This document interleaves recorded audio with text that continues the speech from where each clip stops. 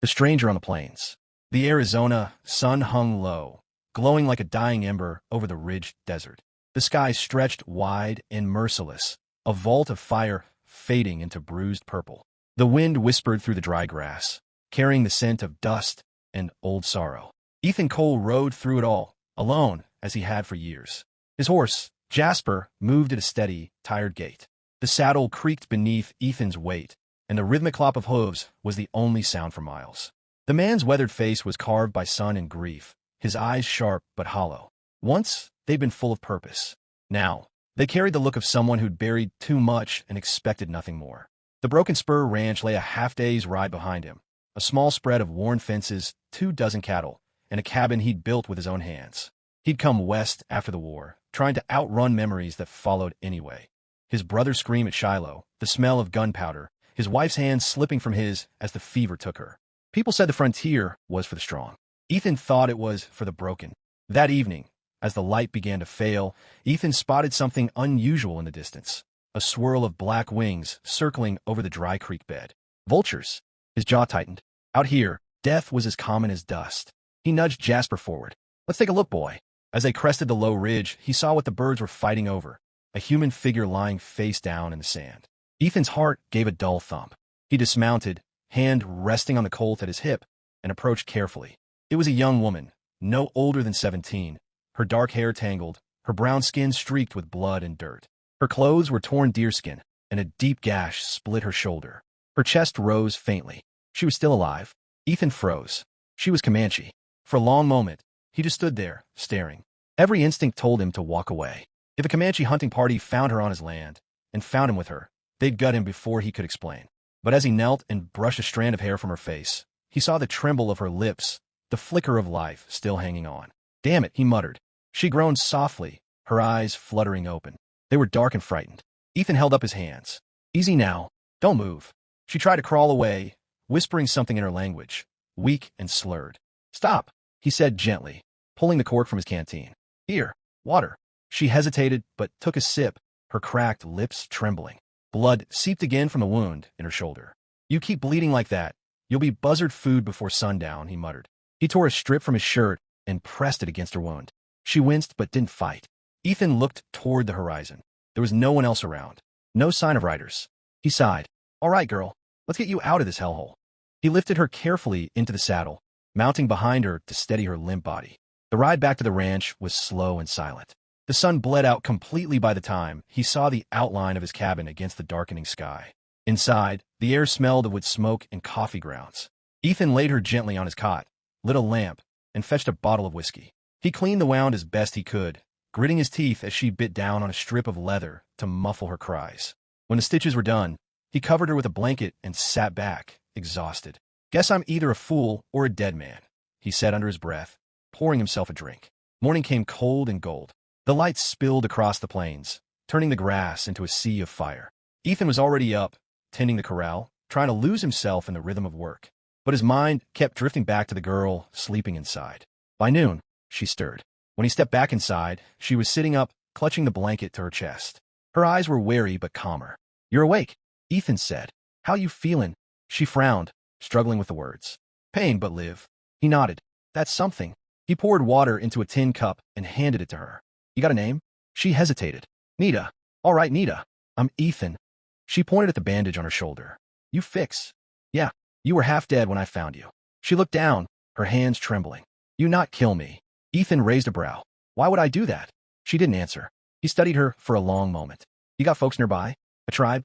She looked toward the open door, the plains stretching endless beyond. "Far.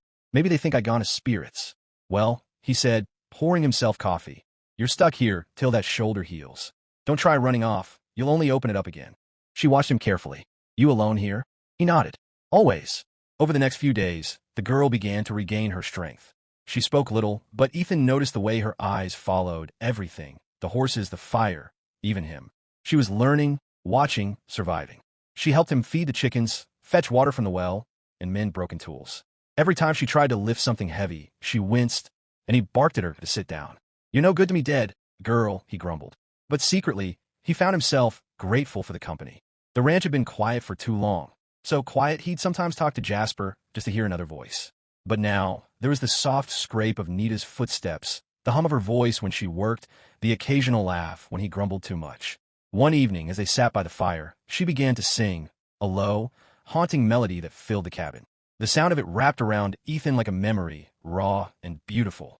"What's that song?" he asked quietly. She smiled faintly. "Song for healing. My mother sing when spirits close." "Guess it's working," he said, his voice softer than he meant it to be. She looked up, meeting his eyes. "You have sad eyes, Ethan Cole." He chuckled dryly. "You're observant." She tilted her head. "Your heart hurt." He didn't answer. Instead, he poured another cup of coffee and stared into the fire. The next morning, Ethan rode out early to check the north fence.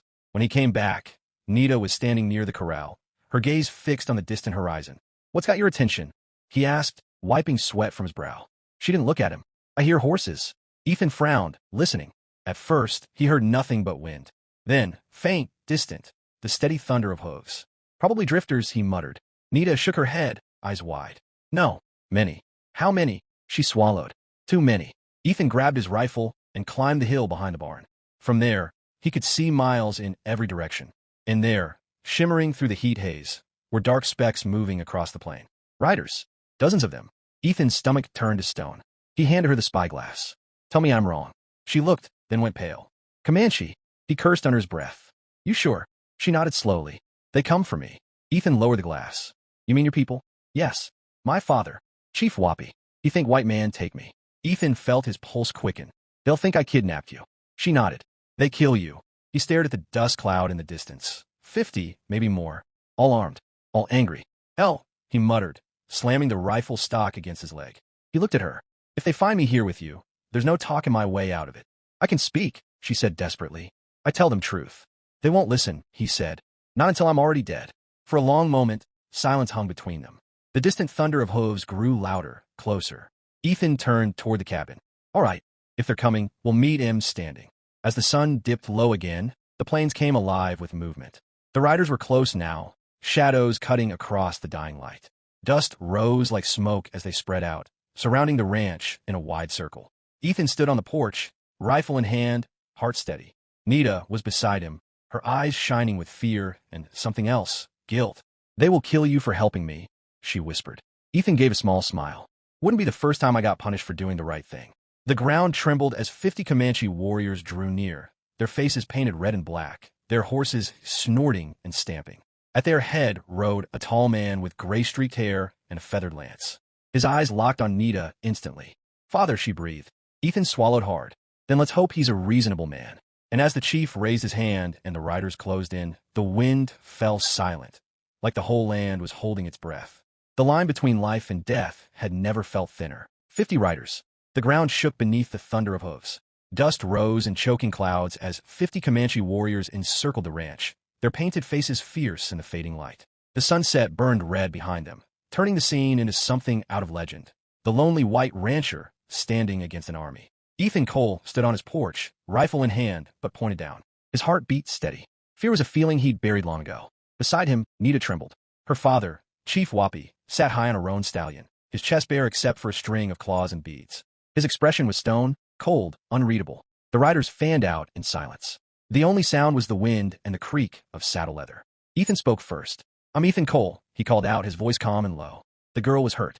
I found her half dead by the creek. I brought her here to keep her alive. That's all." No answer.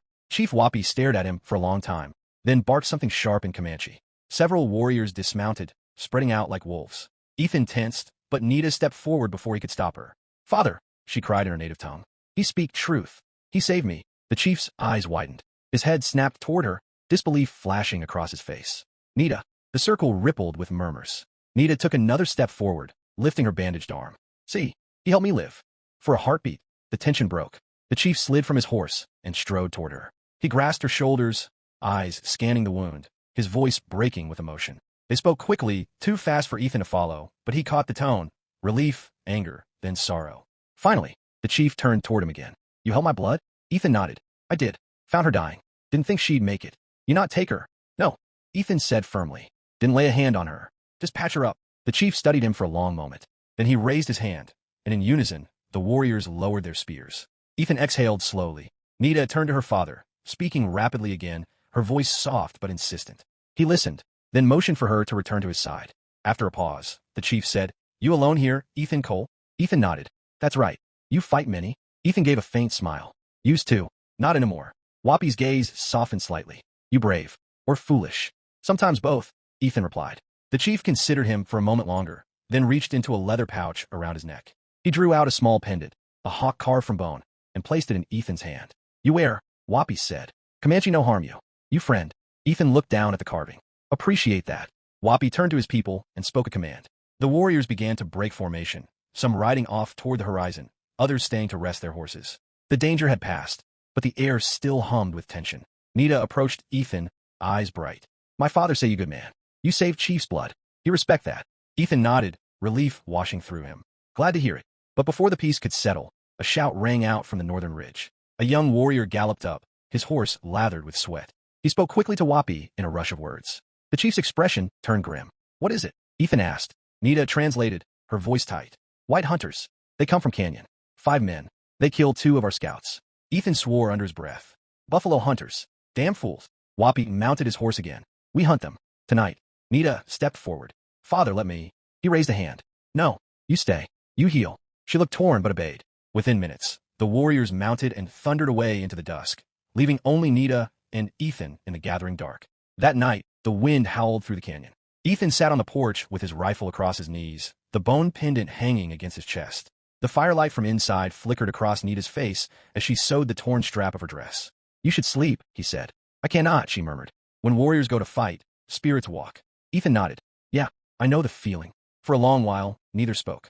The night was deep and wide, full of unseen movement. Then Nita said softly, "You're not like other whites." He snorted.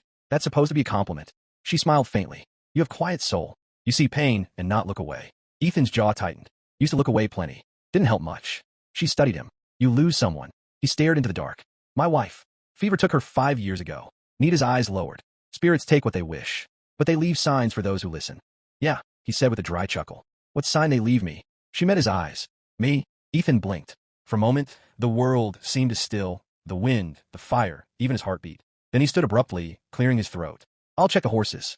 Dawn came blood-red over the plains. The sky burned with the promise of another merciless day. Ethan saddled Jasper and rode to the ridge. The Comanche war party had vanished into the horizon, but as he scanned the distant canyon, he saw something else. Smoke. A single black column rising against the pale sky. He turned back to the ranch, heart sinking.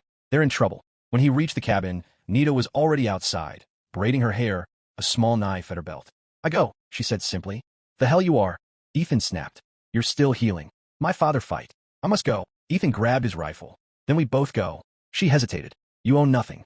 "Don't much care about that," he said. "But if those hunters are who I think they are, they'll slaughter your people unless somebody stops them." She nodded once. They rode hard for an hour, following the smoke. As they neared the canyon, the wind carried the sound of gunfire, sharp, echoing cracks. Ethan dismounted at the ridge and crawled to the edge. Below, chaos reigned. The hunters, 5 rough men in dust-covered coats, were pinned between rocks, firing wildly. Around them, Comanche warriors moved like shadows, arrows slicing through the air. Ethan spotted Wapi near the base of the slope, shouting orders, his bow raised. Nita's breath hitched. "Father, stay here," Ethan said, checking his rifle. "I'll try to end this before it gets worse." He slid down the slope, keeping low behind boulders until he was within earshot. Then he called out, "Hold your fire." The gunfire stopped for a heartbeat. One of the hunters, a heavy man with a red beard, turned, sneering. "Who the hell's that?" "Name's Ethan Cole," he shouted back. "You're surrounded by Comanche. You fire again, you're dead men." "They killed our scout," the hunter roared. "You were trespassing on their hunting grounds." Ethan barked. "Now put the damn guns down before they cut you to ribbons." For a moment, the men hesitated. Then another shot rang out, wild and panicked. Ethan dove behind a rock. That one bullet shattered the last thread of peace. The canyon erupted in a storm of gunfire and arrows. Ethan raised his rifle and fired a warning shot into the air. "Stop! Stop this damn fool fight." But it was too late. The red-bearded hunter aimed straight at Wapi, and Ethan didn't think. He fired. The hunter jerked, fell, and lay still. For a long second, everything went silent again. Then, slowly, the remaining hunters dropped their weapons and raised their hands.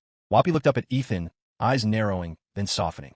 He gave a short nod. The battle was over. When it was done, the Comanche gathered their dead in silence. Nita rode down to her father's side, embracing him tightly. Wapi turned to Ethan. "You fight with wisdom," he said. "Just didn't want more blood spilled." Ethan replied. Wapi nodded gravely. "Blood spilled anyway. But today, peace keep many alive." He looked at his daughter, then back at Ethan. You welcome among my people. Anytime. Appreciate it, Ethan said quietly. Before they left, Nito walked to him. You saved my life twice now. He smiled faintly. You saved mine just by showing up. She reached up, touching the hawk pendant around his neck. Keep this. So you remember there's still kindness in this land. I will, he said. Then she leaned forward and kissed his cheek, soft, fleeting, full of gratitude. When the Comanche rode off, their silhouettes fading into the gold of the rising sun, Ethan stood alone again. The land stretched out before him. Vast, quiet, eternal. He looked at the pendant, feeling its smooth weight in his hand. For years, he had believed the West had nothing left but ghosts and loneliness. But that morning, watching the horizon shimmer, he realized something else. Even out here, where death was always close, mercy could still find a home. He turned toward his cabin. The door swung slightly in the breeze, creaking like an old song. Come on, Jasper, he said softly. Time to get back to living. The horse snorted, and together they walked into the bright new day. The loner rancher and a whisper of a legend that would outlast them both. The end.